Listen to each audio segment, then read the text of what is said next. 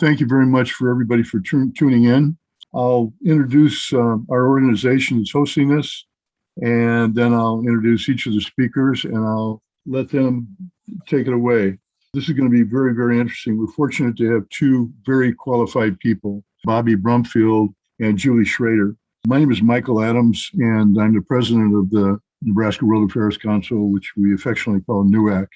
And I'll say a few words about what NUAC is and what we're trying to do.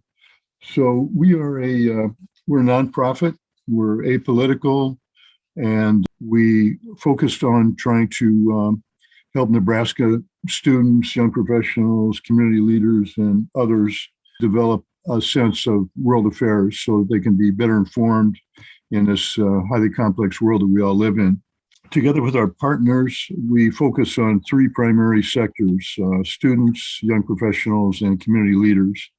And big advocate of citizen-to-citizen diplomacy as a way to promote peace and mutual respect so that we can all thrive. So people sometimes ask, well, why should Nebraska care about world affairs? We're a small rural state. I think we're 37th in terms of population in the country. But interestingly enough, in some export categories, we rank number 1, 2, 3, or 4, especially in ag-related exports. So there's a strong economic motive for people to become better, more knowledgeable about world affairs. But also the state sends surveys home to the students every year. And one of the questions is, what language do you speak at home? And it was fascinating to find out that there are over 120 languages spoken in the homes of Nebraska students. That's pretty amazing. So we have a variety of programs, and we're focusing on areas such as food security, conflict resolution, climate change, U.S. foreign policy, human rights, international trade, cultural heritage. That's just to mention a few, but there are many, many others. So I invite all of you to follow us on Facebook and LinkedIn and Instagram to learn about our organization and events. Global citizens are needed here, so please consider joining us. So with that introduction, I will now introduce our speakers, which we're very fortunate to have, Bobby Brumfield and Julie Shrader. Bobby has a fascinating background. He's managing partner of a corporation focused on corporate protection and security. He's also co-founder of Men Against Domestic Violence Action Coalition, which is a mission of end violence against women and girls. Bobby's work in domestic violence, sexual abuse, and human trafficking earned him the 2020 Inclusive Communities Humanitarian of the Year Award. Bobby's a former Omaha police detective, FBI Safe Streets Task Force member, and also a former U.S. Marine. Well, I guess always a U.S. Marine, right, Bobby? He has guest lectured on human trafficking and supply chains. It'd be very interesting to understand why supply chains are involved when we talk about human trafficking. For the past several years at the University of Nebraska in Omaha, he serves on a number of area boards, including NUAC and the Coalition for Human Trafficking, the Bike Union Mentoring, and Advisory Board for Rejuvenating Women, which houses and supports survivors of sex trafficking. So let me just say a few words about Julie Shrader. Julie also has a fascinating background. She has over 20 years experience in the field of sexual abuse recovery and prevention. She's the CEO and president of an organization in Nebraska called Rejuvenating Women. It's a faith-based nonprofit and providing hope and restoration to those enslaved in human trafficking. We're committed to, I'm reading from her LinkedIn site here, we're committed to developing long-lasting relationships with girls and women who have been sexually exploited and sold for profit by loving them right where she's at. Our passion is to help women find love, healing, and peace by going through our Restored Wings Day program and the Restored Wings Rejuvenation Home. The Restored Wings Home is a first of its kind in the state of Nebraska. It's the only faith-based home with a long-term therapeutic treatment program specifically created for survivors of human trafficking and exploitation. The Restored Wings Home is not a safe house. We allow our survivors to stay for 2 years and provide them with in-depth counseling, case management, and free legal services during this time.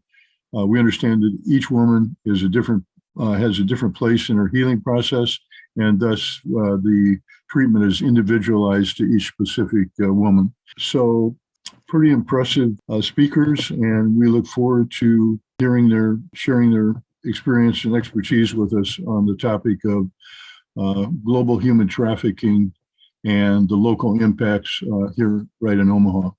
So, Bobby, I'll take it away. Would you want to share your slides? So Julie right now is having trouble getting in. I am going to send her another link while we're talking here, and then I'll get started. During the presentation, if you have any questions or suggestions, please put them in the chat room, and after the presentation, we'll have a Q&A period. And one of the things that so I'm trying to text her this while we're talking. Please forgive me here, and we'll get started really quickly. My name is Bobby Brumfield, as Michael said, and I'll go through this really quickly. We have several slides here, and I wanted to give you like a 30,000-foot view of human trafficking on the global level. So there's a lot of area that we're going to cover in a small amount of time, because I want to make sure that hopefully we can get Julie in and she can talk about some of the things that's happening on that local level. I won't dig deep into my background. I'll just say that on the corporate protection side, supply chain is one of the areas where I really focused on human trafficking, and that's labor as well as sexual trafficking. And we initially thought about having this presentation on that, but after talking, we thought it'd be a good idea just to give an overview, an understanding of what global human trafficking looks like. And then it would make more sense as we start going into supply chain. So hopefully we'll do supply chain later on down the road. There's some pretty good information in that as well, as far as our federal agencies and the work that they're doing.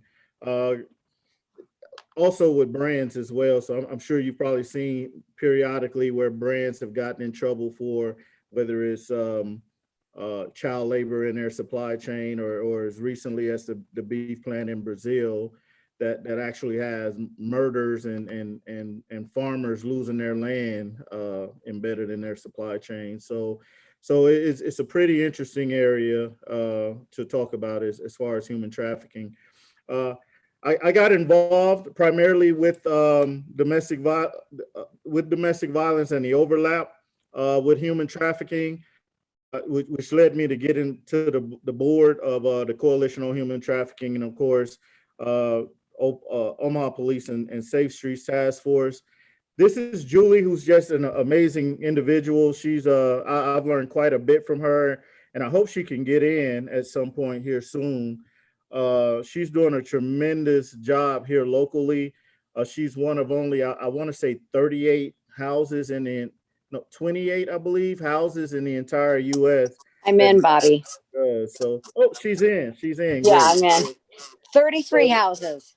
Yeah, so, there you go. So towards the end of this, we'll be jumping over from my presentation, and I'll be handing it over to Julie, and she can tell you exactly what the local problem looks like, and some of the work that's being done to get it addressed. Again, I'm going to go through this really fast, so if there's questions, I want to make sure we're leaving time for the Q&A. Please feel free to jump in and stop me if I'm going too fast, but we'll definitely be talking about it in the Q&A. The first thing we really need to understand is what trafficking is, and we go off the everything that we do is basically right off the Department of Homeland Security and the Blue Campaign, which is the federal government's response to human trafficking. And I don't know if you're familiar with that, but it's a pretty tremendous program, and it's basically raising awareness here in the U.S. on how to recognize human trafficking, and if you do see human trafficking, what you need to do in order to make sure that you can get the proper authorities involved. Every year, millions and millions of people are victims of human trafficking. I don't know if we're going to share this, Michael or Vicky, but my end of the slides is feel free to use them. We may want to take out Julie's piece of it simply because it has some of her programming in it, but I'll let her make that decision. But this is going to be a lot of words, just so y'all know up front, because I want you to be able to take this and use it however you see fit. But every year we have millions and millions of people trafficked. Most of the time when we're talking about trafficking, it's sexual trafficking, but labor trafficking is a huge issue. And that's including what we would consider indentured servants, where a lot of families in the United States have brought over indentured servants into their homes and are basically their modern day slaves. So it is a huge issue. And I'm glad that over the last few years, we've really started to take some concern with it and get some things done around it. Human trafficking is not smuggling. This is based on exploitation, and it's not a mutual agreement. This goes a little bit deeper into it. It's very different. Coercion is the key here. So if someone agrees and pays you to get them into the country in order to do X, Y, and Z, and that's what you do, you're smuggling. But once you coerce or lie or force or tell them, you know, you're gonna get there and work in an office building, but they end up in a massage parlor being abused, that's when it becomes trafficking. A lot of people consider trafficking, you know, uneducated will sometimes say, you know, they brought it on themselves. This is what they came over to do, and that's not always the case. We need to be aware of that. UN numbers, which unfortunately focuses on, and that tends to callous us issue that's happening overseas, and that simply is not the case. The trafficking has no borders, and every country is dealing with it right now. So we definitely need to make sure that we understand that every country is right now is dealing with human trafficking. The UN really focused on 148 countries. And again, a lot of those countries are the poor, undeveloped countries for a particular reason. When there's not social support, families tend to, that desperation tend to make families and individuals do a lot of things that they normally would not do. So we want to make sure that although we're really looking at and I hate saying third world, but although what we consider third world or underdeveloped countries with a lot of these socioeconomic factors, keep in mind they're happening right here too. There are poor people and desperate people right here in the US. And I'm probably going to say that 1,000,001 times because as a law enforcement officer, I went the majority of my career without getting trained and smart on this. And I'll talk a little bit more about that later on down the road. 70% of known human trafficking victims are women and girls. They are the vast majority. More than 700 million women alive today were married before they were 18. That forced marriage is a form of trafficking. So we understand that this happens quite a bit in a lot of other countries, a lot of other cultures, but you're seeing more and more and more leaders in those countries pushing back on child marriages. So the word is getting out there. Things are changing. It slowly, but it's happening. And unfortunately, we are dealing with child marriage here in the U.S. as well. So 21 million people are affected by forced labor. Again, let's not confuse smuggling with trafficking. A lot of people may come over here with the intention of maybe getting a job in in the plants, the fields, and the hotels, wherever they can get work. But once they get here, if there's some fraud involved or they're forced into doing something that they were not, that they did not agree to, now we have trafficking. We no longer have smuggling.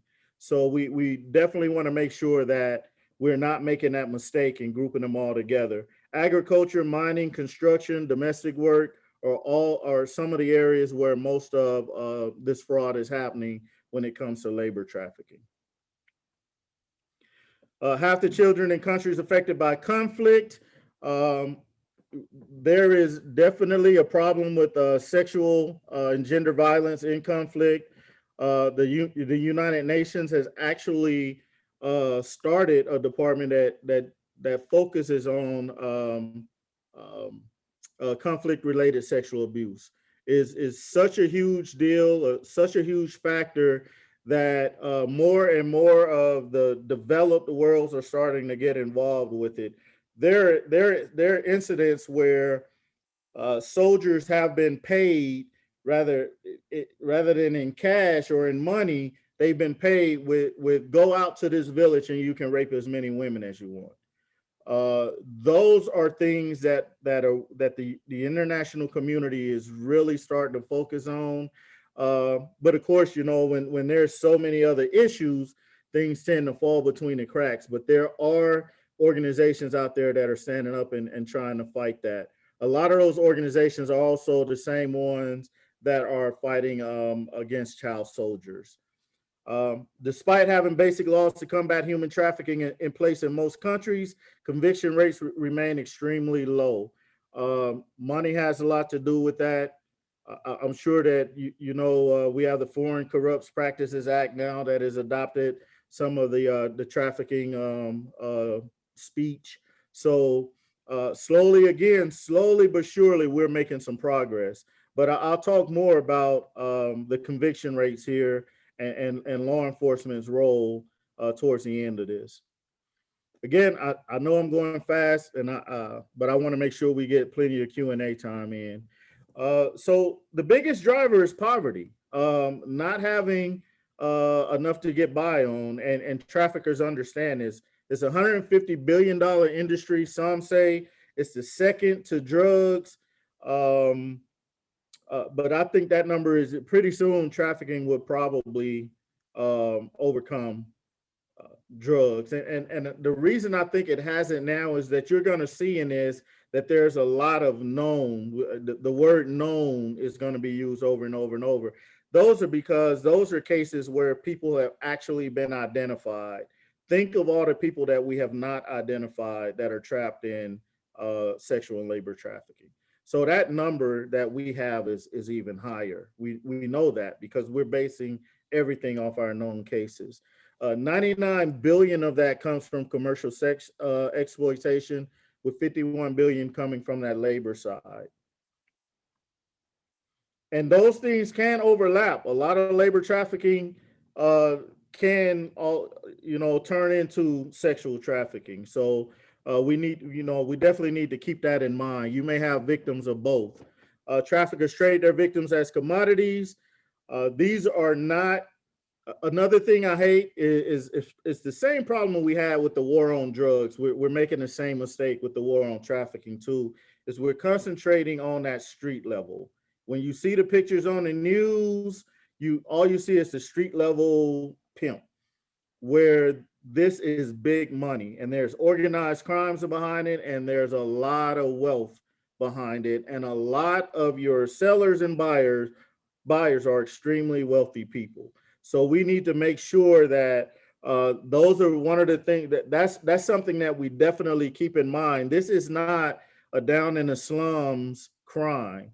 This is happening in corporate America at high levels all across the country. And you'll see with some of the pricing, it remains the most common motive for trafficking. Again, this is the sex trafficking. And forced labor has grown from 18% to 38% among known cases. Some trafficking operations are organized as recruiting agencies. And this is one of the areas I saw this most in, and I'm not going to read all these slides to you. So But the area where I saw most of this at is India. India had quite a few recruitment stations where people can go get a job to come to the U.S. to work in hotels or whatever. And then once they got here, they weren't given their papers. It was all a scam, and they're trapped in trafficking. So again, these are not fly by night, some guy hiding in the alley tricking you into trafficking. These are organized operations, and they're making tons and tons and tons of money on it. So we definitely need to change that mindset, so that we can properly address what's going on with sex and labor trafficking. Again, we talked about this a bit. Large criminal organizations may sell victims for up to $25,000 a person. Again, they're commodities, and they go around. And we have to keep in mind, this is known. So these numbers may not even be the actual numbers. They could be way higher than that, depending on, the buyers are putting in orders on what they want. So you have to keep in mind that a 25-year-old may not be as valuable as a 4-year-old, which unfortunately 4-year-olds and younger are being trafficked. So this gives you a rough idea of what the numbers look like and why it's so hard for us to combat trafficking. There's a lot of money in it, unfortunately.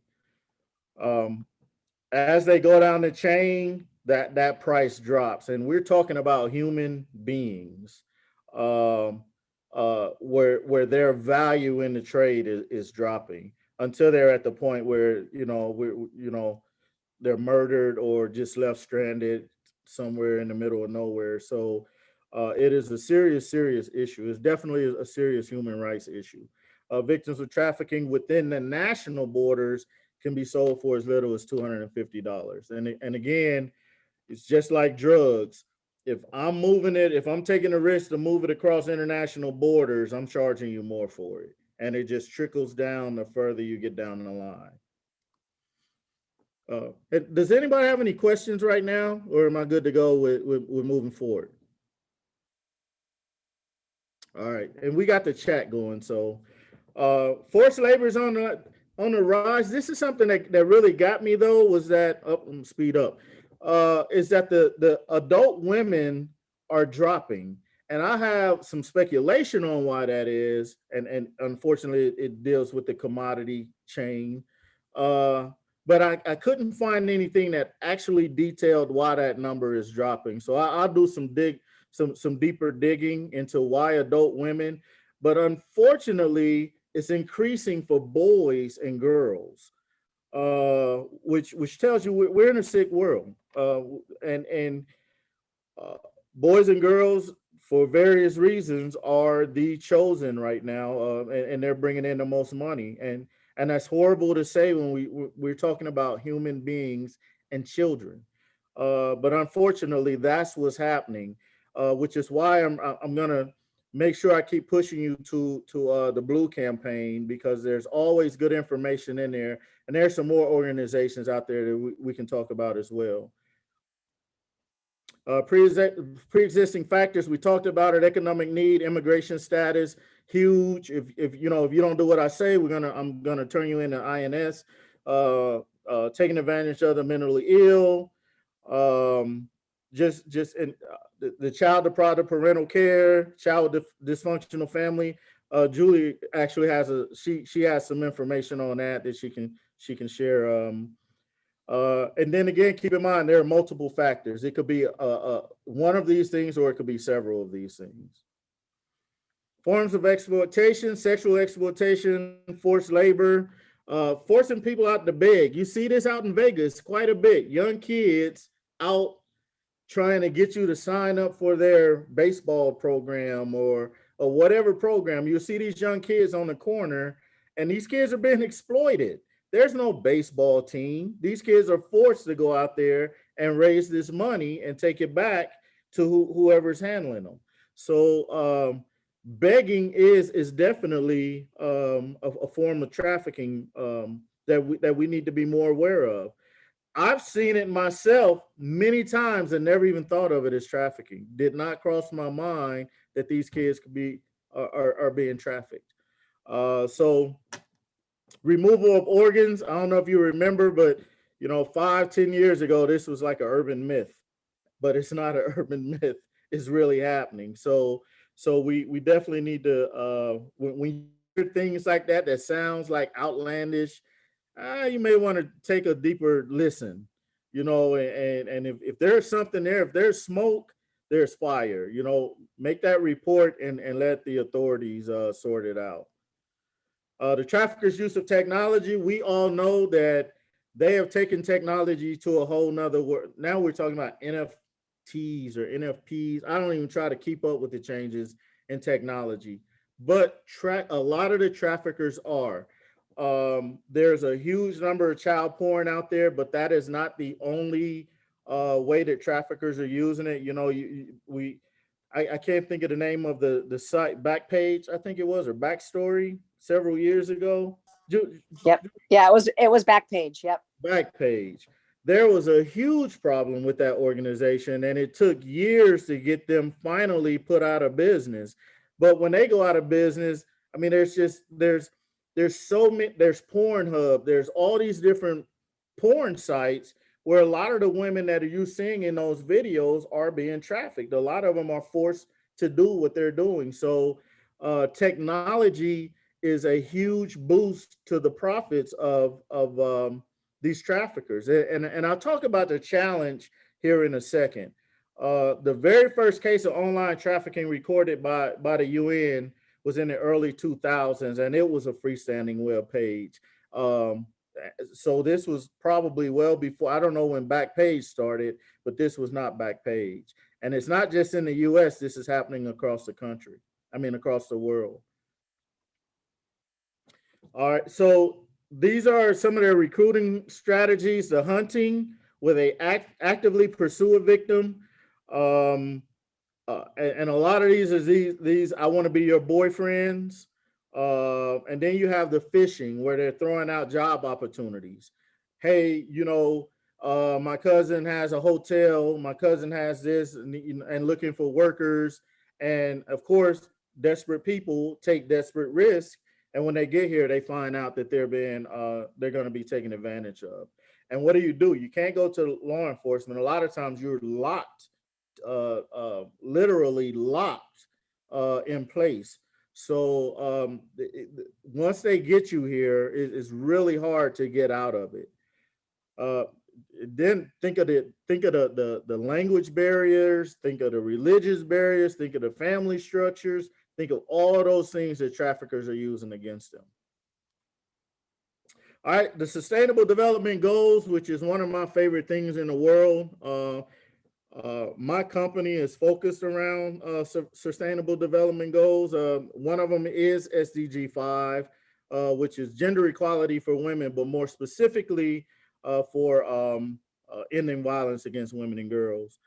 So there's 5, 8, and 16 that have specific language in it to target trafficking. And if you're not familiar with the Sustainable Development Goals, just go out to the UN site or just Google it. Just Google Sustainable Development Goals and it'll pull it up. There's 17 of them. Everything from climate change to better governance for different countries. So there's a lot of areas where you can jump in as an individual, as an organization, or as a company in order to address trafficking using the Sustainable Development Goals. This SDG 5.2, this is the one that I really focus on, eliminating all forms of violence against women and girls. 8 and 7, take immediate and effective measures to eradicate forced labor. And then 16 is ending exploitation and trafficking of all forms of violence against torture of children. And this is where you'll see some of your child soldier work as well. So law enforcement challenges, lack of jurisdictional unity. If you can imagine, the laws in the United States are different from the laws in Great Britain, that are different from the laws in China, that are different from the laws in India. those are all challenges for law enforcement, because not only may it may not be a big deal over in this country that it is to us, uh, those areas may be part of the problem. So you have these jurisdictional issues. Traffickers are just like drugs, are taking advantage of that. Uh, Law enforcement on an international level is always 2, 3, 4 years behind on the crime. It's absolutely impossible in order for us to in law enforcement. I keep saying us, even though I'm not in law enforcement anymore. It's hard for us to keep up with it. Because things change they're allowed to change, but we have bureaucracies and all these different rules that we have to play by. And unfortunately, that's some of the problem. That rolls down to the state level too, because different states have different interests and different laws and different rules and different procedures, which goes down to local. What we do here in Omaha can change the minute we step over into Bellevue. And is there's always a gap in communication between law enforcement as well. Now, there are some federal laws that we can take advantage of. If you take a victim from Omaha to Council Bluffs, now we have a federal case against you because they crossed the crossed the state line. So there are laws out there that we can help reel this in, but it also hurts us because there's so many different jurisdictions with their own different rules and regulations and problems. You know, some may not see trafficking as a big issue, so they're not going to enforce it as hard as we will. Lack of funding, always an issue in everything law enforcement, and lack of training. Lack of training is a huge issue because for me, when I came on the police department in '95, domestic violence and training was in its infancy. Is it infancy or infancy? Infancy, whatever the word is. You know what I'm trying to say. We got nothing on trafficking.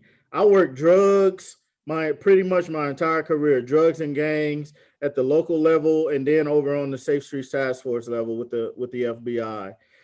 I ran across tons of trafficking victims, and it never crossed my mind one time to think whether or not this was a young lady being trafficked. This was prostitution, you know, and I didn't look at prostitution as her being a victim. I looked at her as being part of the criminal enterprise. She's part of that criminal world. She's a criminal. And that is the wrong way to look at it. And we did it for years because we did not have the education that a lot of these officers are starting to get. And I'm sure Julia is probably going to tell you it's still a lot. We still got a lot of work to do. So I actually think, yep, I am going to hand it off to you, Julie. And when you want me to jump to the next slide, let me know. Okay. We'll try to, we'll get a Q&A in afterwards. So. All right, that sounds good. Hey, thanks, Bobby. And you know what? I just loved your presentation. I'm like sitting here, and I don't know if you can see me or not, but I'm like, I'm like just, agreeing with everything you're saying. It's just so spot on. So I appreciate that too. And I appreciate your honesty when you were talking about the organ trafficking. I appreciate that because some of those things are somewhat taboo that people just don't either understand or want to hear. So I think speaking truth in that is always the best thing to do. So thanks for that, Bobby. So as you can see here, one of my slides, it's estimated that 60% of child sex trafficking victims have a history of the child welfare system. I know personally the women that we serve, we run, Rejuvenating Women runs a home that women can stay in for up to 2 years. It's a recovery home where they get trauma therapy and the whole 9 yards. And what we see with these adult women is that one point in their life as a minor, they were in the welfare system. They were, CPS was called for different situations in their past. And unfortunately, because we don't have enough staff in this system, sometimes things would fall through the cracks and they would get sent back to maybe, a home that wasn't the best for them. Or they go to foster care. Foster care sometimes uh, foster care is struggles. I guess I'm trying to think of the right word here, but there are people I know that are foster parents, and they are the most amazing foster parents. But it's tough. The foster system's tough, and we know that there are some weaknesses in the system. So I think that that's really important for people to kind of know. Just know that adult could have been a product of the welfare system when they were younger. So go ahead, Bobby. So there are physical signs of anyone who's trafficked. Really more so, which I think we'll get into, is the psychosocial signs. But the physical signs, a lot of times we talk about tattoos, we talk about branding, burns, scars, physical trauma, sleep deprivation. That's a big one. Signs of malnourishment, odd behavior, physical signs. They also, a lot of times, they do have bruising in different areas. We actually, I'll share this with you. We actually are working with a female right now where her branding tattoo wasn't necessarily the ink tattoo, but it was carved with a knife. So her first trafficker carved a barcode on her arm. The second one carved, I believe, his nickname over that. And then the psychological place that she was in at the time, took a knife also and wrote failure over across her arm to cover up both of those scars. So scars can be something where you think someone's got someone's a cutter, or someone's got some other psychological issues, may not realize that there's a whole lot going on with her mental instability or stability, or where she's at, than you may think. So those can be physical signs. We can go to the next one, Bobby. The psychosocial signs, they are at least the ones that we've met.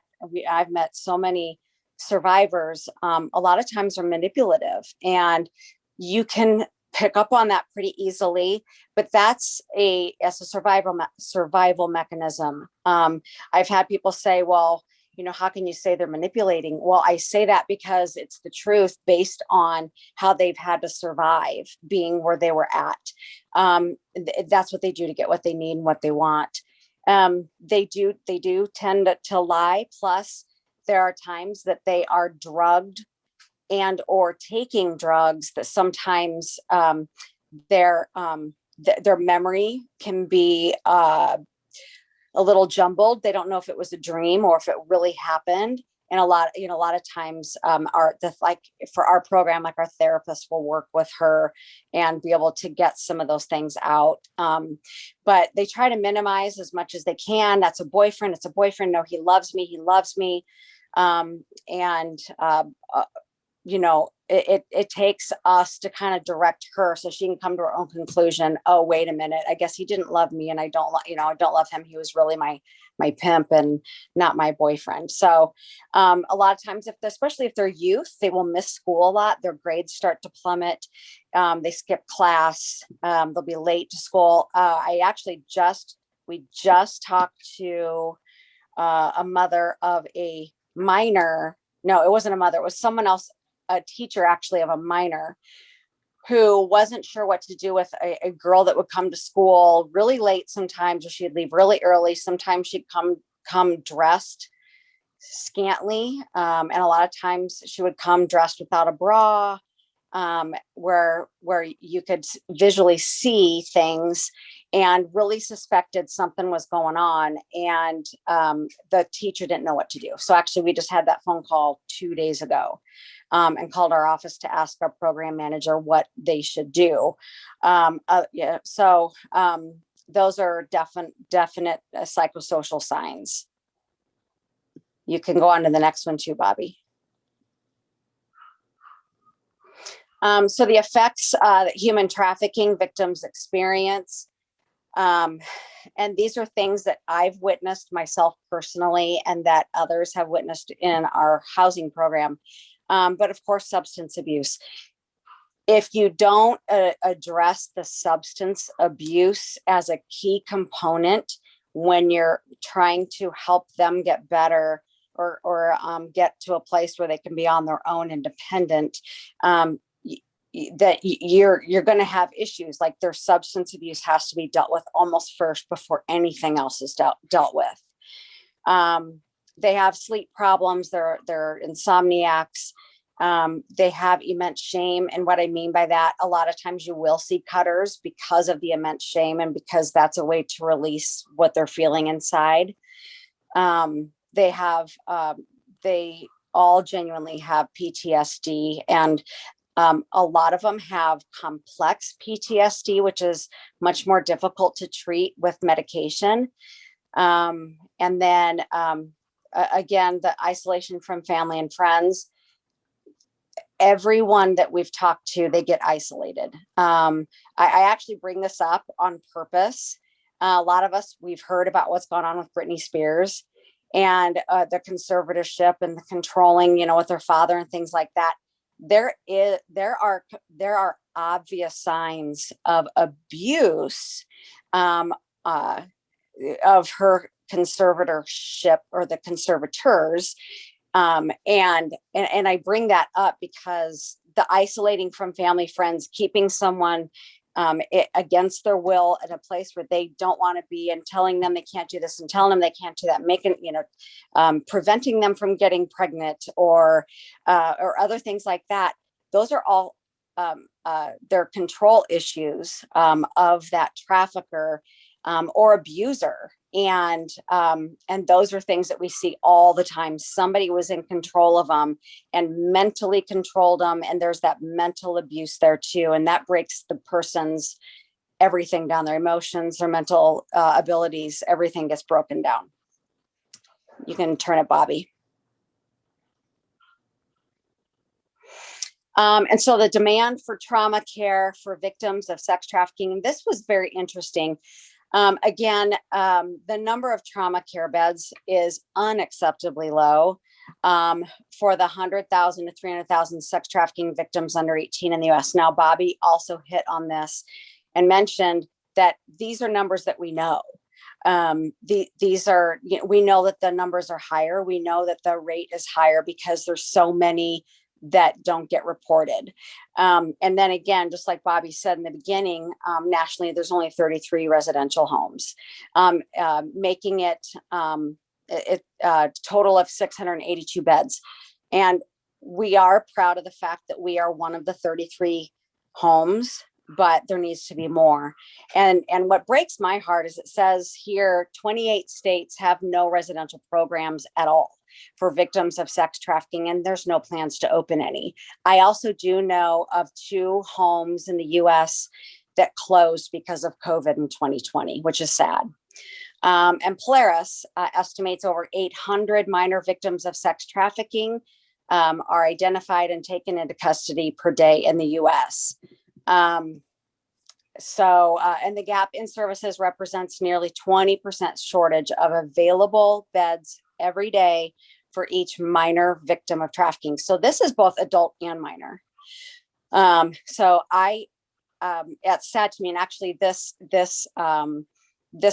slide here was actually shared with me by Glenn Parks, who's the Assistant Attorney General, Nebraska for human trafficking. So those numbers are shocking. So you can go ahead and switch it over to Bobby. So just to give you an idea, and I'll just go over this super quick, but our home is a 5,500 square foot home. It can sleep up to 10 women. It's anywhere from an 18, 24 month program. And we do, there's a list there. You guys can see that for yourselves of all the things that we do. We believe therapy is a huge part. We also believe the body, mind, and spirit is also a big part. And spirituality is one thing that we want them to go through, like a discovery process. Because it's been proven that something greater than themselves, if they believe in it, a lot of times that they will recover the recovery is better. And the Bobby, how do you say that word? I never can say it. Recidivism. Yes, the rate goes down once they find their spiritual, they're something greater than themselves. Now you got to say infancy or infancy. Infancy. I can say infancy, but I just can't say that word. I've tried. Okay. So anyway, you can go to the next one. Is there another one after that? Yes, I think it's two more. This one. So this was just to give you an idea, like, of our program. So when you're talking recovery of a person that has been so traumatized, being trafficked, either labor or sex trafficking, there's so many different things that you really need to incorporate into their lives, and even re-educating them if they've been in a position where there was like a Romeo pimp that took them out of school. We want to get them back to a place where they can graduate. We want to get them back to a place where they can get a job, but not just a job, but we want to get them set in a career that they will be happy in, that is their passion is in.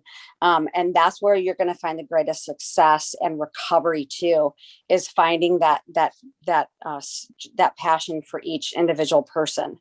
So I just wanted to throw that in there and sent that over to Bobby, showing the list of different things that we do in the program.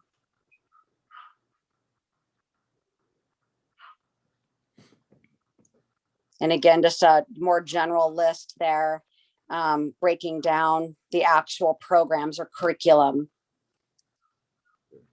I see some questions coming through too, so I'm not sure. I guess between Mike or Bobby and I just saw you ask a question. Between Bobby and I, we can maybe answer those questions. But and I'll jump through. These are some more of your breakdown. Yeah. But yeah, I'll jump in here so we can start going into question. These are some of the targeted actions, learn the indicators.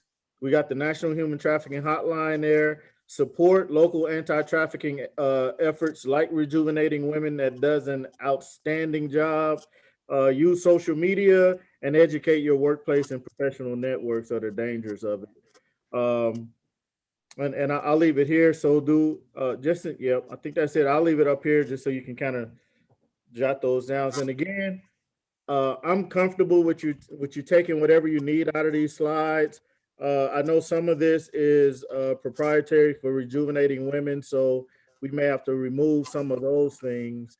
But if there's some questions, and Julie, I didn't put your contact info, so I'm sure we can get it. But yeah.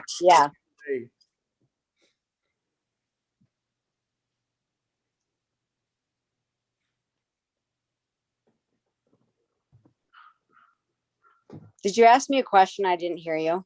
Oh no! You know what? I was turning it over to Q&A, so I don't know. Oh, okay. Michael or Julie, I have a question. Could you put your contact details into the chat room? Yes, I can do that.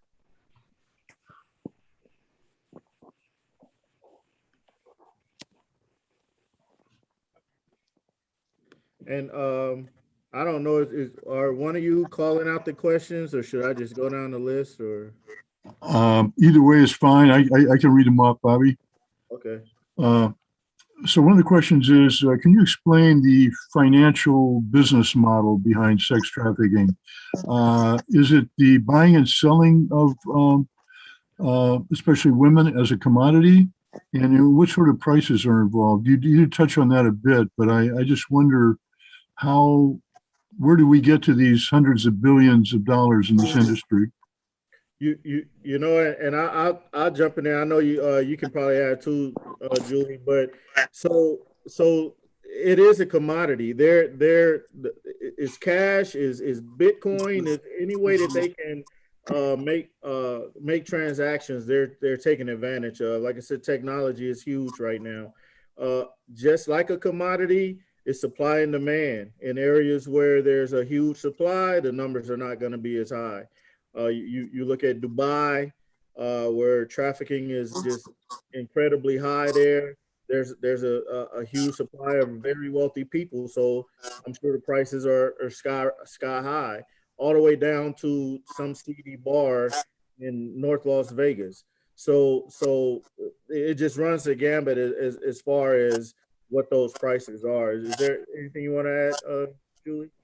You know, not as much, but I can say that there's, believe it or not, they're still selling like on Craigslist. So there may not be a high dollar being like for a female, this guy is selling her. It may not be such a high dollar like on Craigslist, but if you go into the dark web, which I know Bobby's very familiar with too, you go into the dark web and things change an awful lot, because there's like Bobby was saying, and it's never any fun to hear, and it's not fun to talk about when you have infants being sold in the black market, on the dark web.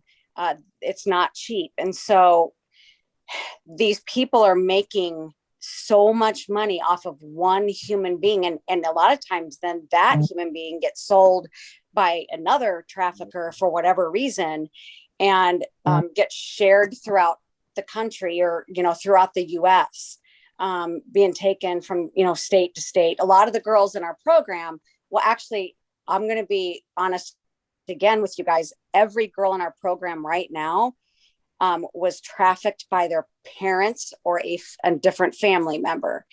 And they have been to many different states being sold.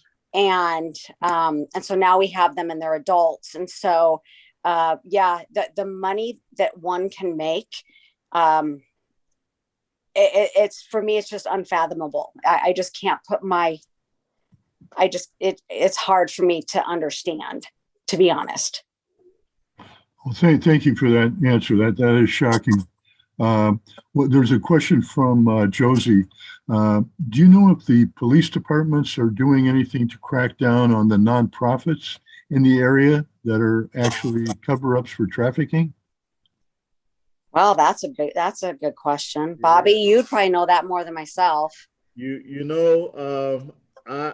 don't know of any specifics as far as targeting a nonprofit, and that I haven't heard of it. So if there's something that I don't know who asked that question, but that may be something you may want to make a call on, or we could talk offline. Right.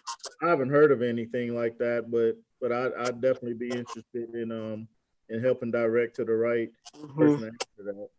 I've heard of that for other organizations in the US or global, but I have not heard of anything like Bob. I've not heard anything in Nebraska. Okay, thank you. I'm curious about whether there is a link between trafficking and homelessness. For example, is that a recruiting area for them? I think Julie's the expert there. Homelessness is a driving factor as well. Again, homelessness, there's poverty there. There's also desperation. So when someone is homeless, number one, they become desperate. They want a place to sleep, eat. They want a warm bed to sleep in. They want to feel safe. And so if a trafficker comes up and says, hey, darling, I have my own place and I can provide you the couch, and I will make sure you have meals. As a matter of fact, I got 2 steaks at home right now, and I'll cook them up for us. And, that person who's on the street is going to probably jump at that without thinking, out of desperation. So what happens a lot of times is that homeless person can become easily a target of trafficking based on their strong desire to survive. I throw one quick thing in. There used to be a hotel off of like 40th and Dodge, and I can't think of the name of it anymore. They tore it down. Yep. And my very first arrest for child sex trafficking happened there with a 14-year-old who was promised some food. He refused to give her the food after having sex with her, so she dialed 911 and told. And she was a runaway that he was taking advantage of. And I wish I could remember the name of that hotel. Mm-hmm, mm-hmm. Yeah, definitely. And so I mean, and I've shared this with Bobby, and I came from a period of my life when I was homeless as well. And there's things that when you're homeless, you don't ever, I mean, well, you never think you would do it, but when you're homeless, you end up doing what you need to get by, to get what you need. So it's a very yeah, there's a huge, they go hand in hand. And most everyone that comes to our program, they are already homeless for whatever reason or another. So Do you know if the various homeless support organizations in the area are trained to look for trafficking victims, among the people that they serve? Maybe they're that's a just, really good question. I don't know if Bobby, you want to start there. I could, I know of a couple, but The only places I know of are just the providers, the service providers, yeah. WPA and Heartland Family Services. I don't know of any. I don't know if like the homeless shelters are trained in it. I don't know. Yeah.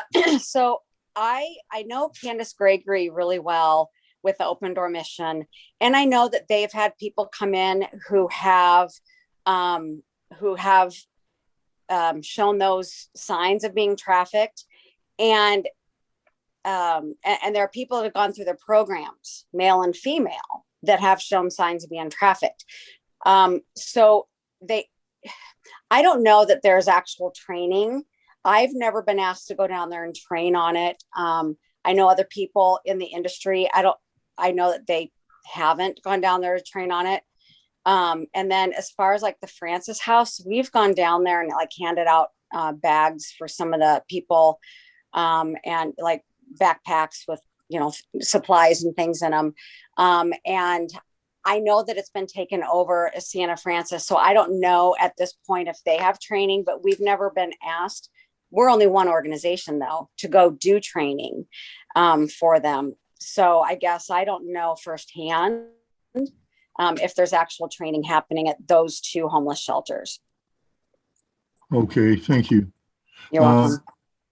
I was curious whether Boys Town is involved in any way in supporting these efforts. Not that I know of. Not that I know of either. Okay. How about champions in the U.S. Congress that are advocating deal with all aspects of this, including available housing? There's some people that are really driving this that look like they might actually be successful. I don't know about Congress. I think Nebraska is really doing a good job in legislation compared to a lot of the states. Yeah. But on the federal level, I'm not familiar with anyone who would be really pushing human trafficking. Immigration is always an issue, but trafficking itself, I don't know. Yeah. Okay. I do know whether you liked him or not. I know because I know two people that were on the task force, but President Trump did have, and this was, of course, goes all the way up there, but President Trump did have a human trafficking task force when he was in office. And both Tim Ballard, who runs Operation Underground Railroad, and Father Swanson here in Omaha with the Archdiocese, they were both on his on Trump's task force. With the new administration that's been in for 8-9 months, that task force has fallen apart and is no longer in existence. So that was the only like major federal government organization or arm that I knew that was proactive in that. And everything else underneath that, I've not heard much about in the last year and a half. Okay, that's interesting. Another question, this one's from Julie Sadowski. What are the differences between trafficking and domestic abuse? How are the cases classified as being either sex or human trafficking versus domestic abuse? That's a good question. Yep. So I would say that once you cross over into into that sexual or that late, because it's one thing to be a victim of domestic violence. You know, he beats her because he's angry because she didn't cook. But forcing her to sleep with friends or taking her, you know, forcing her to go and work and keeping the money. Now we're starting to look at more of the trafficking side of it. Um, Again, there is that fine line, but once you start forcing her, which is, you know, we found that those numbers skyrocketed during COVID when everyone was forced to stay at home. A lot of husbands and boyfriends forced their significant others into sexual Yep. relationships with others. So that once it crosses that line is when it's no longer DV, it's DV plus. Yep. Okay, there's a comment here from Jessica Vass here in Omaha. She's saying that babies were being sold on 43rd and L Street by meth heads that were somehow associated with a cartel. And neighbors reported them and they were busted apparently. And they found 55 pounds of meth and a female with her own children there. And the male were ended up serving 75 years in prison. Apparently, they found the police were not so effective at responding to these neighbor complaints. I'll let you have that one too, Bobby. Again, training and funding are most likely that probably got dumped into narcotics because of the drugs. That's where all the money is being focused at, drugs and gangs. And then you have, you know, you may have that crossover into trafficking once they get there and start investigating that drug crime. The problem with it is you can only go as far as that drug crime is going to let you. So if you don't have enough to get inside that house based on drugs, you're not going to get inside that house and find out about the trafficking that's happening. And that's the drawback.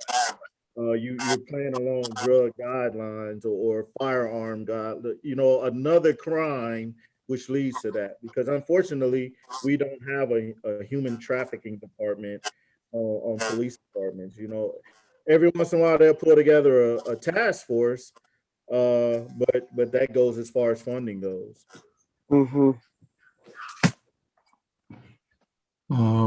Okay, well, there's some really tragic stories on here as well. We're over time here, and I think we probably have to wrap it up. Any final thoughts? Where we should? What should we do with this information? Act on it. Take these resources and learn more. Go to, if you don't do anything else, check this resource page. Go out there, learn more, and get involved. And one of the best starting spots is supporting an organization like Rejuvenating Women. Support that organization, learn, and then share it with your peers. Okay, thank you for that. Thanks both Julie and Bobby. This was really very worthwhile and eye-opening, I have to say. We typically have one or two guest speaker programs every month, so you can find out what the upcoming ones are by checking the Nebraska World Affairs Council Facebook and Instagram sites. And I want to thank you two again for this. It was very, very informative. And thanks everybody for tuning in. And we have recorded this, and we will put a copy of that video up on the Nebraska World Affairs Council's YouTube site. And I'll let people know when that's up in the next couple of days. So thanks again, everybody. And we hope to see you in one of our future events. Yeah, thank you very much. Thanks to Bobby for inviting me. All right, take care, everybody. Yeah, thanks. You too.